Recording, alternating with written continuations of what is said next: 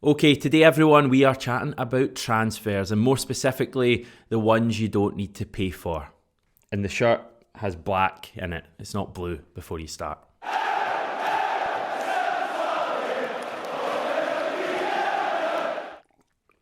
Oh, sorry, just quite thirsty there. Right, before we properly get going today, amazing news. We did it. We made it to 30,000 subscribers. 30,000 of you lot now subscribed to the channel. And we all can't thank you enough. I feel like 30k is like proper big dog numbers. It's not quite Rangers and Seville numbers, but it's not bad. So from the bottom of my heart, thank you for subscribing. I'm not going to mention subscribing to the channel for at least the next fortnight as a reward for your sacrifice, and we will do the giveaway at some stage next week when we're a little bit bored. Remember, we're giving away a mug, not this mug because I quite like this one, but we'll be giving away like in fact I've got my mugs here, the Eddie Howe one, the Ange one, that's probably it. We'll be giving away one of the t-shirts that I've not worn for a few days. And yeah, that's it. We've already given away the ticket. So you've got that to look forward to next week. But genuinely, thank you so much for subscribing to the channel. Champions League football will probably allow Celtic to attract a higher profile of player that we maybe wouldn't have otherwise. Now, I know Ange has already said that he has a plan and he sticks to it and he doesn't really let outside things alter that plan. But I do think that there is a prospect of Celtic being able to attract better quality players given that we have guaranteed group stage football at this stage. I mean, usually we have to play qualifiers, and even if we get there, we've only got like a week to sign players. So it's all good this year. In terms of free agents, which is what this video is about, Ange has so far signed one in his time at Celtic. That player was... Yep, well done. It was James McCarthy. And while that hasn't exactly been a roaring success, we are definitely going back in for more on the channel. We've got 7 for you today. 7 free agents who could be tempted by Champions League football at Celtic. That's the title. Let's get into it.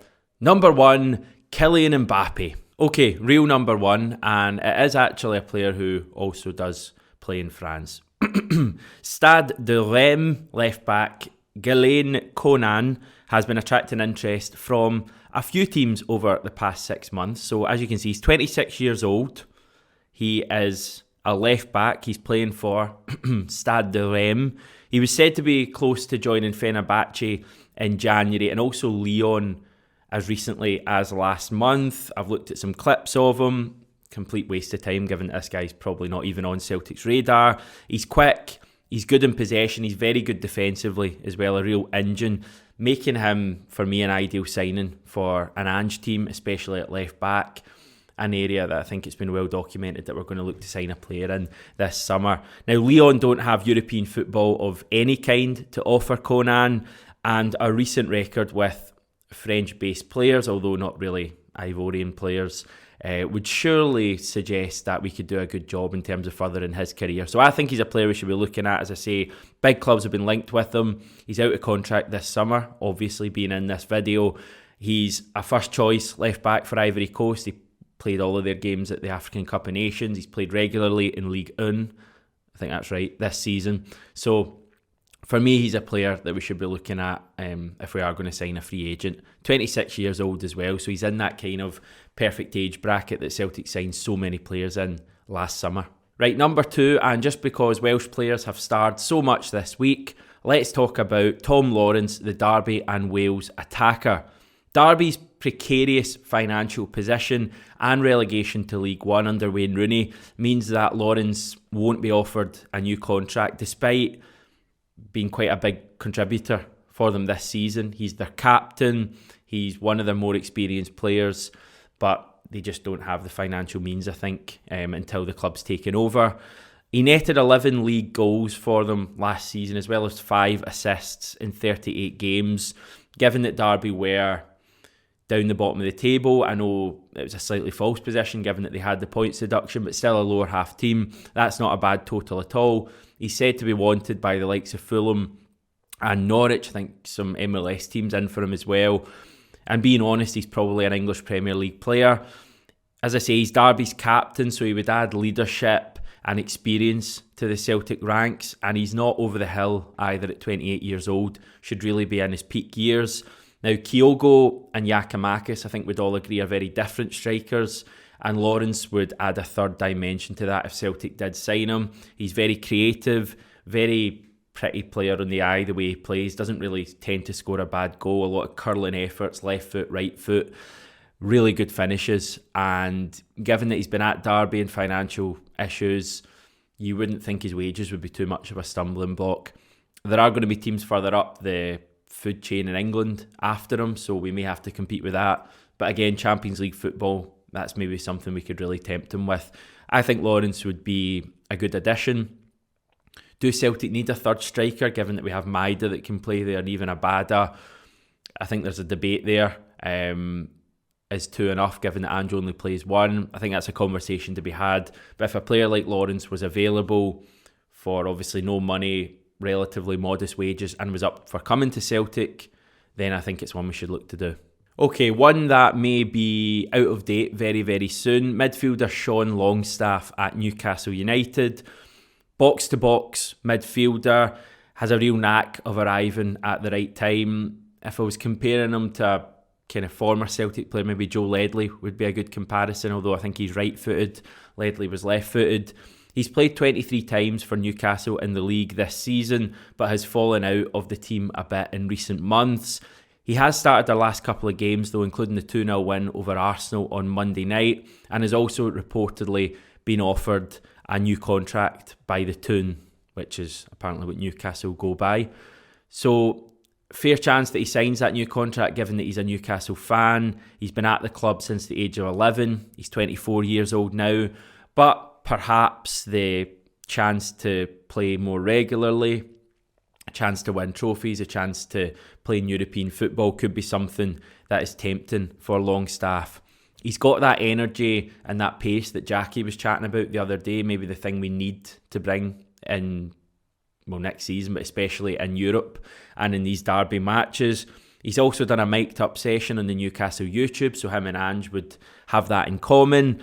His younger brother Matty actually played for Aberdeen the first half of that season. It's just passed there.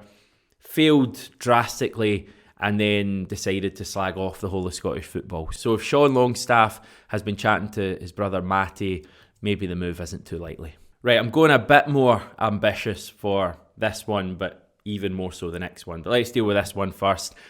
Again, we're chatting about the midfield area. I think we all agree Celtic needs something else in there, and I think Ange knows that as well. Perhaps someone like Fabian Delph could add some industry into the middle of the park for Celtic, but also bring quality. Now, Delph, who for me is probably best known for being more than a little bit creepy on that Amazon Manchester City All or Nothing docu-series. I'll need to just delete what I just said there if we do indeed sign him. Maybe just delete the whole video. But the fact that he has played for a Guardiola team, as well as big sides like Aston Villa and Everton, and earned 20 caps for England as well, most recently in 2019, proves that he's not a bad player at all. He joined Everton for 8.5 million in 2019, but has seen injury problems affect his time there. He's only played in 41 of Everton's 132 matches since he signed. Despite that, he has played a fair bit over the last 6-7 weeks or so, and it is notable that his return from injury coincided with Everton's return to form. Everton securing the Premier League safety last night, and Delph has had a big say in that, even though he didn't actually play the last couple of games. At 32, would he want a move to Scotland? I think that's debatable. Again, usual thing, chance to play in the Champions League and win trophies. Could that sway him? We do have a very young midfield. McGregor's really the only experience in there, and you do wonder if a more experienced head could prove to be quite a good decision if we can get that in. Which brings me on to, the ambitious one. At this point, I'm really fighting the urge to include James Milner in this video. I'm going to go for it anyway, even though I think it is pretty unrealistic. At the very worst, I'll have suckered you in with his face on the thumbnail, so thanks very much for clicking on the video. He's good mates with Joe Hart. I think they play golf quite often, former England teammates, I think former Manchester City teammates as well.